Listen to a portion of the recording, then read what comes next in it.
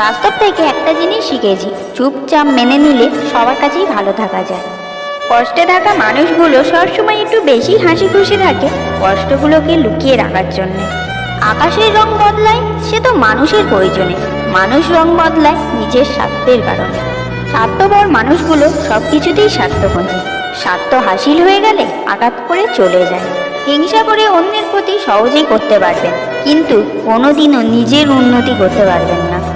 আপনি যদি আর রাস্তা থেকে চলতে গিয়ে পড়ে যান, কেউ আপনাকে তুলতে আসবে না, আশেপাশে সব ছবি সেলফি নিতে ব্যস্ত থাকবে, কেউ কেউ আবার দাঁড়িয়ে হাসাহাসিও করবে। সুখ কখনো জীবনে জোর করে আনা যায় না, যখন আসে সব কিছু নিয়ে আসে, যখন যায় সব কিছু নিয়ে যায়। কে কি বললো এই জিনিসটা থেকে বাইরে থাকবেন। একটা কথা সবসময় মনে রাখবেন, প্রবল ইচ্ছা শক্তি ছাড়া সাফল্য অসম্ভব। মনে রাখবেন জীবনে আরেক নাম চেষ্টা।